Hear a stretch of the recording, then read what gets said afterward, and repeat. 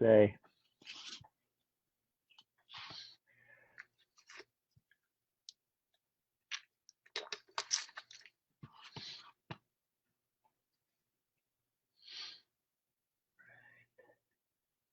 I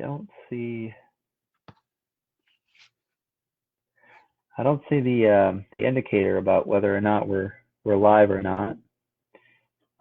Let me. I got all night for you. I've scheduled this down. Okay.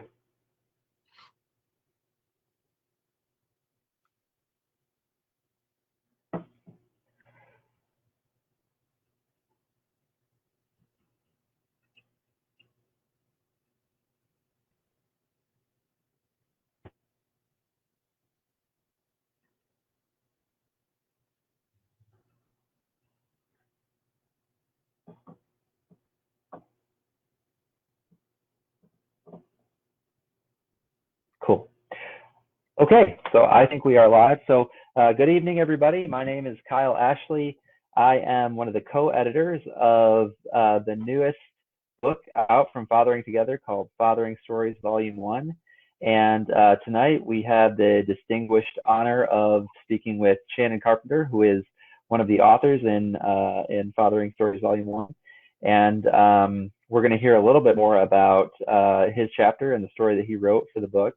I want to just give a little bit of information about the book before we jump into our chat with Shannon. So the book is, again, called Fathering Stories Volume 1. It's out there and available pretty much anywhere where you can buy an ebook, Amazon, Barnes & Noble, you name it, and it's available for $1.99. I myself am also an author in the book, and I have started telling all my friends and family about it. And so far, it's gotten really positive reviews, and everybody's really excited about it. So I'm just pumped to be talking about the book and to getting the word out there, because I think it's a really great volume. It's a really great collection of stories, and we welcome anybody in the community out there tonight to join us on this chat. If you have questions or things you want to contribute, feel free to jump on, and we'll do our best to stay current with what's going on in Facebook. So without further ado, we will hand it over to our guest here, Shannon Carpenter. Tell us a little bit about yourself and what led you to writing this chapter in the book. Well, thanks for having me. Glad to be here. First off, the fact that you called me distinguished is a sign of respect, which is more than I get from my daughter right now. She's a teenager. You know what? This is working for me. I like that. Usually it's old man or don't talk to me in public, Dad. That's usually what I get. So yeah, very happy to be here. So I'm kind of on the other end of that. So I have a 19-month-old, and mostly what I get is disrespect as well. So it sounds like not much changes between now and then. In fact, that's my daughter walking behind me. I said, I'm doing an interview, and apparently she doesn't care. So she's just walking through getting my stuff. So yeah. Anyway, what's the question? I forgot the question now. Just tell us a little bit about yourself. What led you to writing the chapter? I've been an at-home dad for 12 years. So I had a job beforehand. I was an elder abuse investigator down in Texas. So I did that. And it was easier than what I do now as a stay-at-home dad. That actually was easier than now. So I did that for 12 years when my daughter, my youngest one, when she was 19 months old, and right before my other son was born, I decided to quit my job and be at home with them all the time. And now we have 30 kids. And so every step of my kid's life, I've been lucky enough. I do know it's lucky to be there with them for the way. Like, I haven't missed anything, you know, and it's not an opportunity that fathers get. We talk a lot about even paternity leave, which is so needed and such a thing. And I was able to get that, and I was able to get everything after that just a lot of guys don't get. So I know I'm a lucky one. So that's actually really cool. And I think the story that I wrote growing up, you know, and it hit me as I've been with her every step of the way, how much she has changed. And you're doing the grind every day, right? your dad. You're fixing things, you're building things, you're helping her break things sometimes, sometimes you got to smash, right? You're doing all Yep. those things and you kind of lose sight of the person that she's becoming. You just don't see it, right? And then one day something happens that hits you right in the damn face, just bam. And you're like, holy hell, when did that come about? So I had a moment like that. My daughter starts high school next year. So this little girl who I've been around forever is in high school. Her initial meeting with the counselors and choosing classes and things like that. And the basic way that it came out was she didn't need me as much as I thought she did. I mean, I don't know when it happened. It was not a light switch moment, but it felt like one, right? And there was part of that pride of seeing my daughter just straight up handle shit, just be boom. And I'm like, holy crap, you're a bit awesome and a little bit intimidating. I'm so impressed if I know yourself. The other part of the contrast of that of like, no, I'm dad. I handle business. I get things done. You need me. And that fight between those two feelings that I had at the exact same time. And that's where my chapter comes from. And so when usually I write humor almost all the time. I tell dad jokes, which is really nice to do. And so it's a humorous approach to it on a more serious subject. I think most fathers, they hit that point. One day you look and you wonder what happened. And then you take pride in it because you made it happen. It's because of what you did, and as a father, you don't get paid to be a father. Obviously you don't need to, but it's hard to get that kind of reward as a dad, because again, you get sucked into the day-to-day grind, and you don't know if you did a good job until way, way, way down the road. And so for me, it was that moment. That was my payday, that I looked at my daughter, how she was just a boss. And there you go. That's how it happened.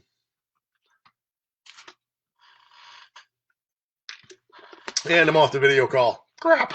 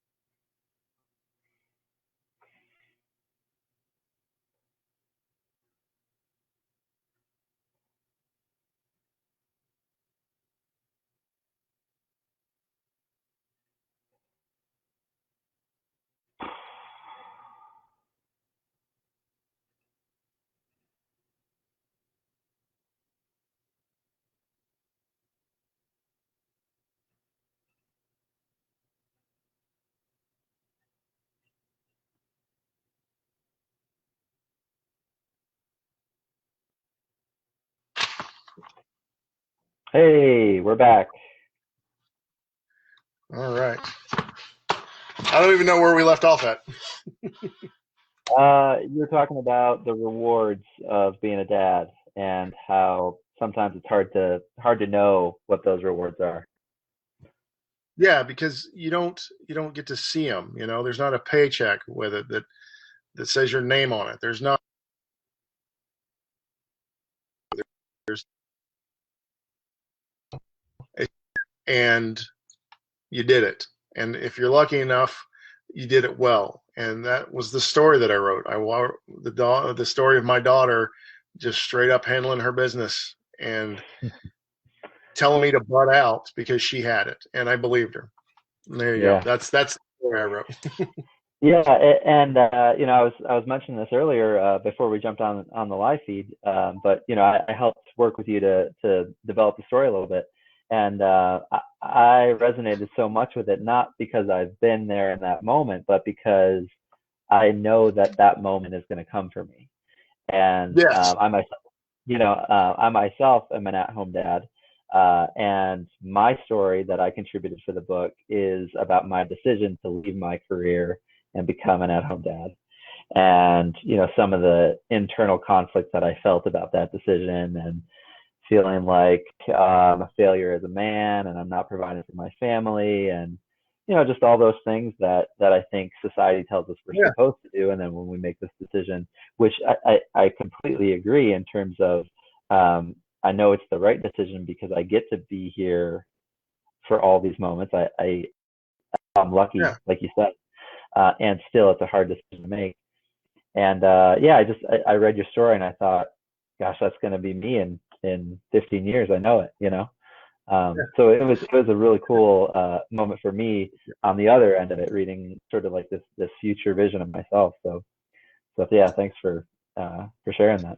And I think I'm glad to hear all that, because you're right. Because as a father, you have a vision of in your head of what you're supposed to be. You're supposed to be stoic and plain, but it's more complicated than that. You don't have to be the cliche version, and you shouldn't be, right? Um, and the decisions we make when they're younger ripple a long, Mm, long way down the line. And if I'm seeing it now when she's 14 versus when she was 2, what's going to be like when she's 25? Like, the moment is coming, and I know it's coming again. And those are things that excite me, but they're also a little scary, because every dad out there that's watching this has the same thought too. What if I mess this up? What if I screw this mm, up? What good enough? Or what if I'm not a great role model? And you keep trying, and it's mostly us just talking to ourselves in our own head. But when you can see your daughter or your child accomplish that something, it's better than you doing it yourself. You know, mm, it's hard to put it into words. It feels better. It feels like mhm, it feels like you made a major accomplishment by her doing her thing, and mhm. doing it well. And it's that moment, So yeah. Yeah. So, not every dad gets to make the decision to be an at-home dad and to be able to spend all that time with their kids, right? Um, Yep. but that's not the special sauce, right? That's not the thing that makes a Yeah. great dad. Um, from your perspective and having done this for a little bit, what do you think it is? What do you think is that special sauce that really could lead to that moment in the gym in front of the counter where you see your kid just owning their shit and being awesome, and you having played a small little part in that? This is actually something I thought about a lot, right? So that special sauce. So the decision's actually a really easy one to make. It's a really easy decision to make, but it's hard to pull off. All you have to decide is if you want to be a good dad, right? It's Mm, no more complicated than that. And it shouldn't be. Do I want to be a good dad? That's the only, and if your answer is yes, then that motivation is what pushes you to the next moment. Because make no mistake, no one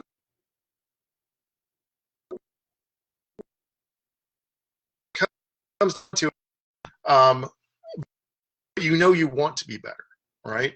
And that's the thought process that puts you there. And the difference with like fathering together, all these dads want to be better. They want to be a good dad, not just better, but just a good dad.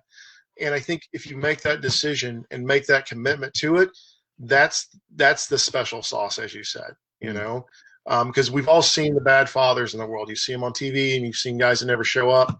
Once the kid is here, right, your decision to be a father is out of your hands, right? mm, Now you have to decide whether I'm going to be a good dad or a bad one. And if you make the good dad decision, that's what you need to do. mhm, That gets you to the next level.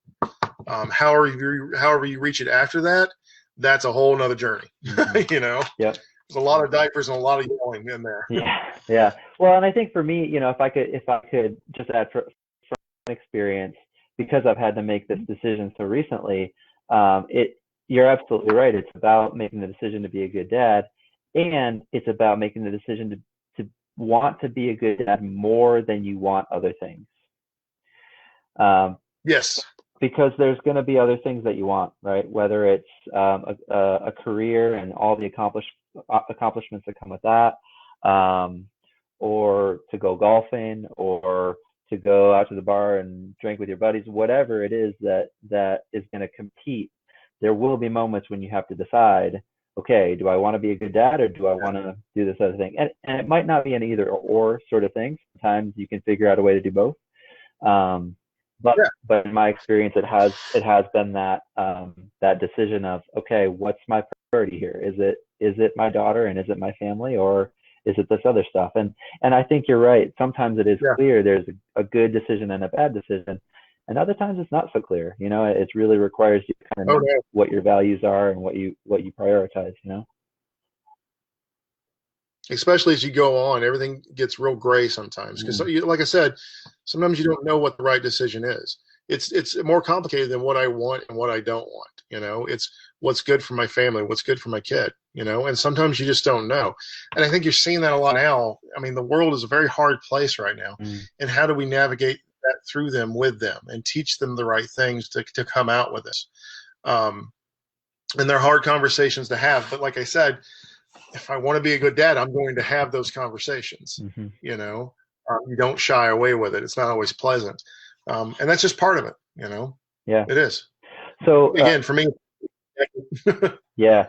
So as somebody who, like I said, my daughter's 19 months. And so with everything going on in the world, COVID and George Floyd, Black Lives Matter, we mention this stuff to her because we want to do our due diligence and know that she hasn't gotten to a certain age and not heard of this stuff before. But we also know that she doesn't really understand a lot of it, right?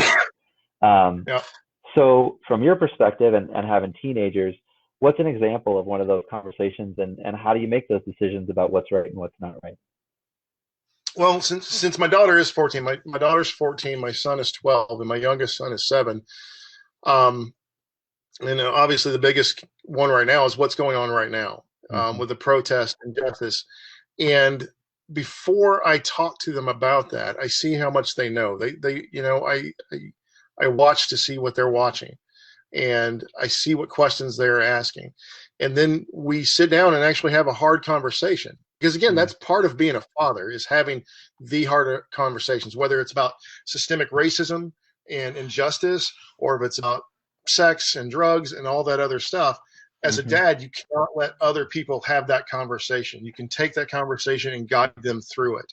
And that's what we've done right now, with the police brutality and the injustice that people of color have suffered, and making sure that she understands it, but giving her a chance to speak up, to have that conversation.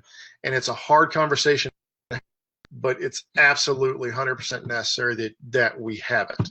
And luckily, I think right now there's guidance on how to have that conversation, and that's something that we do with everything. It's not just now, but that's how I plan to have the next hard conversation, because the way 2020 is going, maybe something else comes up. Maybe murder hornets come back with spears. I don't know, but there's going to be another hard conversation to have after this one. But the fact that you have it and you guide them through it, and that you're open and honest with them, even with the hard truths, that's I think that's the key with that. Yeah. Okay. So a couple things. First of all, you had referenced that there's resources and things out there to help with some of these kinds of conversations. Have you found anything to be particularly helpful for you in having these kinds of conversations? For me, it's a lot more personal for me to have those conversations, because I have a group of fathers around me who we are able to brainstorm these types of things. And we've been doing it for 12 years together. There's 5 others of us. And as a resource, I know it's very individualistic, but it's easier to talk these things over, especially the hard things, before we get to the part with our kids, to get all those out to other dads. And I think places like Fathering Together and all the groups, they do a really good job of bringing that community together, because I think as dads, we need that community, and we haven't typically had it as much in the past. now you're seeing the difference of it. There's a big stay-at-home dad community. There's a big fathering community. And the more that we interact and talk together, you will find those different viewpoints, that diversity of viewpoint that will help center your own conversation. And those are the resources I'm talking about, those resources of communities that you can tap into to get the different life experience that we didn't have. That's what I do. Yeah, absolutely. And I found that too, just in the short time that I've been dad and connected to Fathering Together. I've been connected to other dads, and it's like, this breath of fresh air where I just automatically have this connection with somebody who gets exactly what I'm going through and understands, and you don't have to do a lot of explanation. Yeah. You can just kind of get right to the heart of it. It's really helpful for me too. The other thing that you mentioned. Go ahead. Well, I think especially now, let's not sugarcoat it here. I'm, a white guy in the Midwest. I have not suffered the injustice that many others have, but being able to reach through the fatherhood community and find those that have, so I can understand myself, that's a huge strength that our community has. And that's, to me, always the best resource. I want to be a good ally. I want to help, and I want to guide my children through resources.